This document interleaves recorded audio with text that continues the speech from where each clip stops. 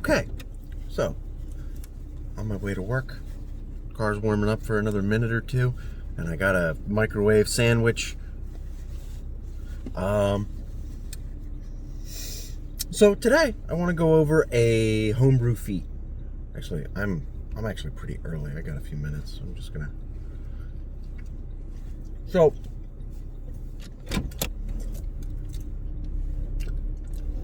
this homebrew feat is for our Ugliest Man Alive campaign. The character I'm playing in that, well, we haven't played it in a while, but I wanted to talk about like the custom feat that that this character has. He's a samurai fighter, and he uses a katana in all the stereotypical ways. But one of the things about him is this style is really focused on like Iaido quick draw stuff, which, you know, is anime as hell, but that's kind of the point because it's cool. Now, initially, I was just thinking like, okay, well, Iaido stuff can just be his fighting spirit ability, where you spend a bonus action and you get advantage on all your attacks for the rest of that turn. I was like, okay, that'd be fine. That makes sense. Do that. But after talking for a while to the DM about what's the word I want to use? Like expected power level, metagame stuff, like, you know, weapons, like certain feats and stuff are kind of like the standard for damage. Like in particular, a collection of feats: polearm master, crossbow expert, sharpshooter, great weapon master, and sentinel a little bit. But those like 5 feats kind of mixed together. Usually the ranged crossbow expert and sharpshooter, polearm master, and great weapon fighting or great weapon master. Those feats are kind of like the standard for quote good damage in 5e. I'm sure you know this. Good microwave sandwich.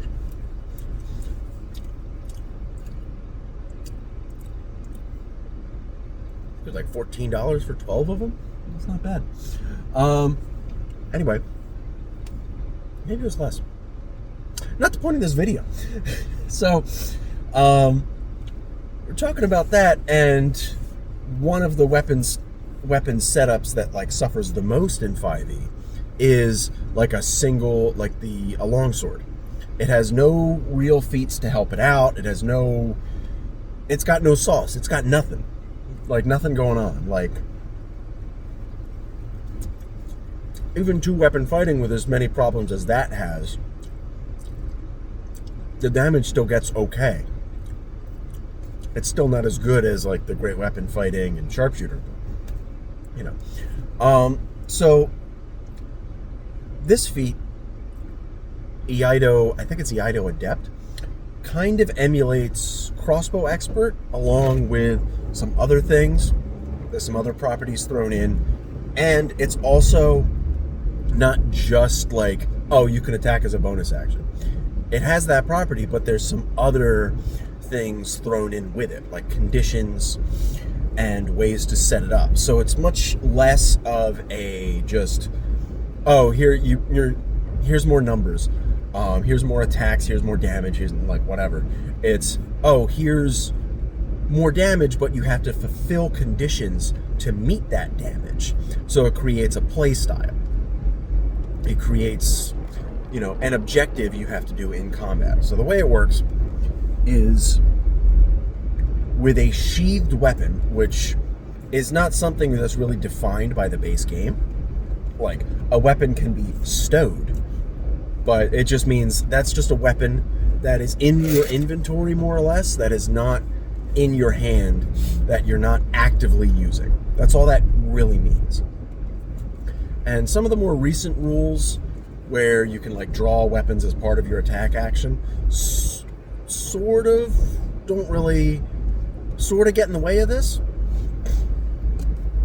because it implies you can also put away weapons as part of the attack action, which I'm not sure if it explicitly does or not. So, the way it works, with a sheathed weapon, as a bonus, you can do a special attack with the sheathed weapon, which I think it mostly just has an improved crit range, but it's an extra attack. It's a full additional attack. But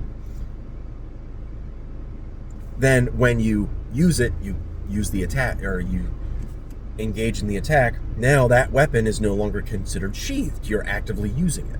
So you can't use it to make an attack, that same special attack, in the same way. So in a lot of ways, it's like an opening strike,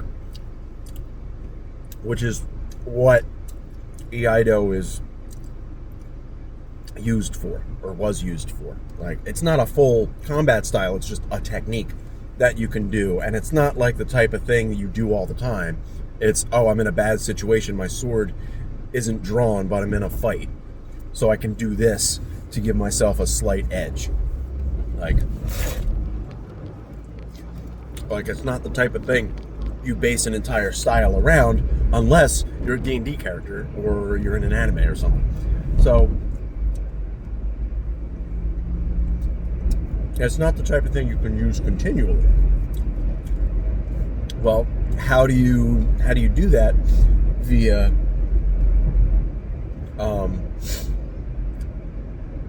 how do you do that in the system without, because you can stow a weapon as a free object interaction. Well, it's written in the feat that, you can, after you use a weapon in this manner, you can resheath it. I think it lists it as a bonus action, which probably isn't the best way to do it, but it does theoretically keep it like, it makes it so you can effectively only do this like once every other turn, something like that. But, maybe it should just be a free object interaction, because you still only get one of those a turn. And with the next property, I think it restricts it enough where when you do this explicitly, where you sheath a weapon in this way, it provokes attacks of opportunity from anybody you're in range of, which I think is good, because realistically, that's true.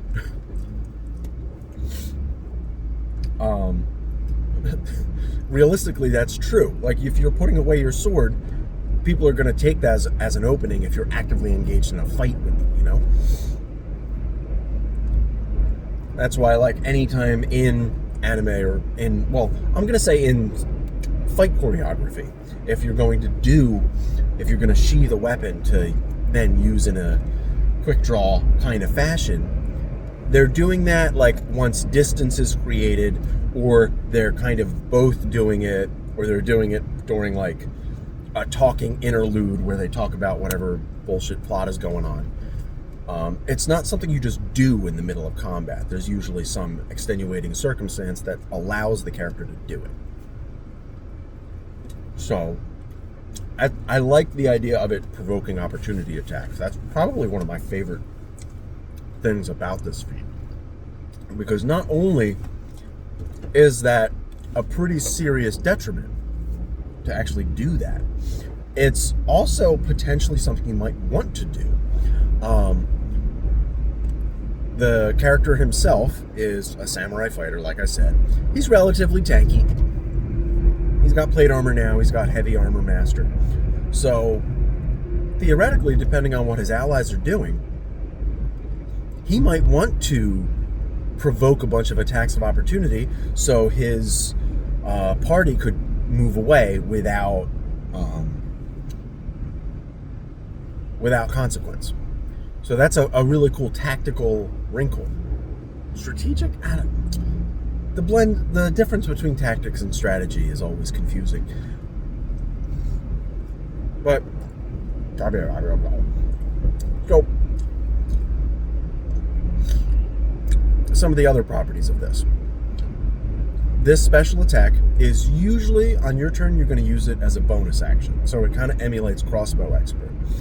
But you can also do this quick draw attack as a reaction, which I also think is a really interesting thing. And it emulates a lot about kind of what the real world technique does.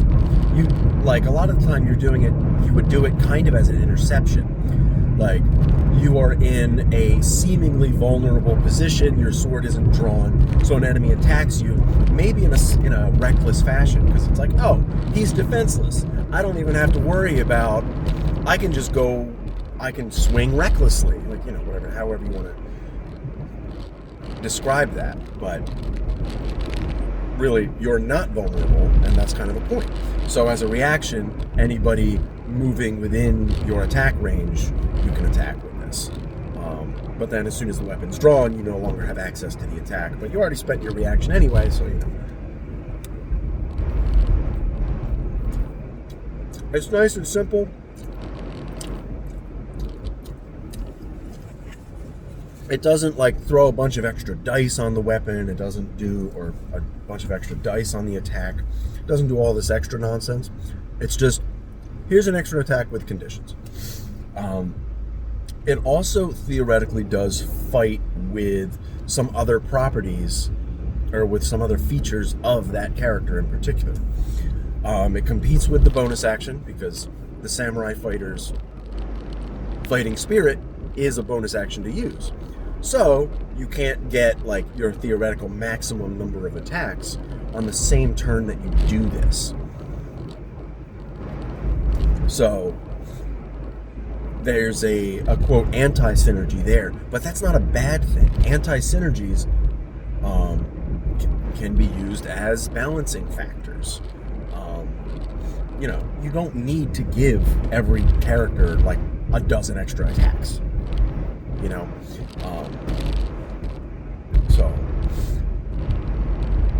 Because what all that would do, if you could do that, like let's say instead of costing a bonus action, it was just as part of your attack action, you gain one extra attack that you do before the normal attacks you make, and the additional attack, the quick draw attack, has these properties, whatever they are, the extra crit range and blah blah blah. Well, that just makes it so that now you want to use all of your abilities at the same time.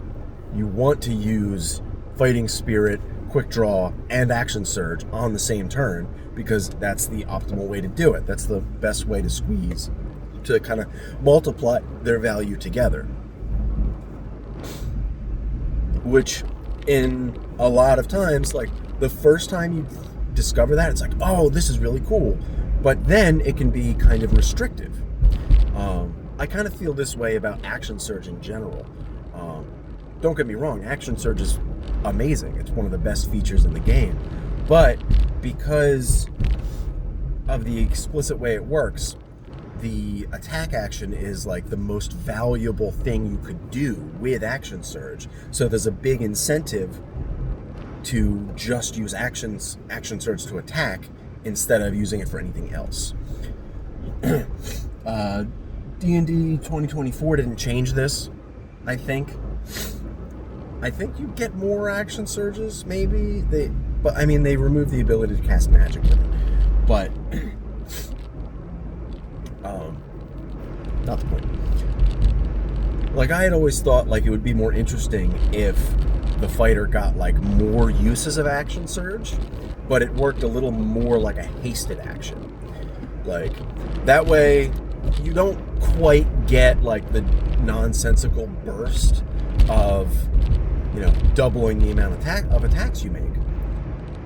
But maybe if you do it like, okay, you get, let's just say proficiency bonus number of action surges. But it's a hasted action. You can dash, you can hide, you can disengage with it. You can also attack, but you only get one attack. But instead of just one action surge, you get multiple. That way, each individual action surge is worth less. But you can, so if you need to use it to dash, it's you're not losing out on an additional 2, 3, 4 attacks. You're only missing out on 1 additional attack instead. And maybe you can spend multiple action surges per turn, something like that. Like you could probably just blow them all on the same turn anyway if you wanted to. Remove the restriction of only 1 action surge per turn, but it's only 1 attack. I kind of like that idea. Really, all that does is make it so you get, like, instead of just 1 action surge where you can make all your attacks or dash, you get an extra thing where you could make 5 extra attacks or 5 dashes and mix and match, that kind of thing. That, I think, is a better design, but people like pop an action surge and be like, okay, I'm going to make all my attacks again. But again, outside of the scope of this video. I think overall this feat is a really good, what's the word? It's right at the appropriate level of power, I think. Maybe it could be an object interaction to stow instead, but still provoke opportunity attacks. Because that is one of the big limiting features, but as a bonus action, that's still not a terrible thing.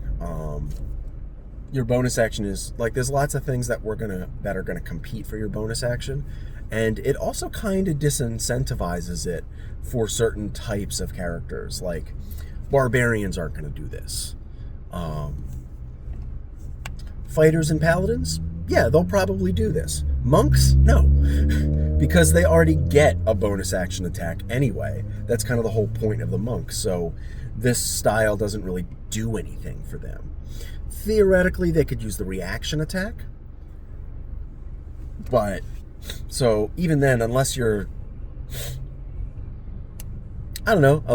allow it to kind of combine with martial arts, then it would be great. But still, it kind of focuses this feat to be used for certain characters. Like fighters could use it, or fighters and paladins could use it, because both of those classes don't have like a whole lot of bonus actions they can do. They have some, but they can be subclass dependent.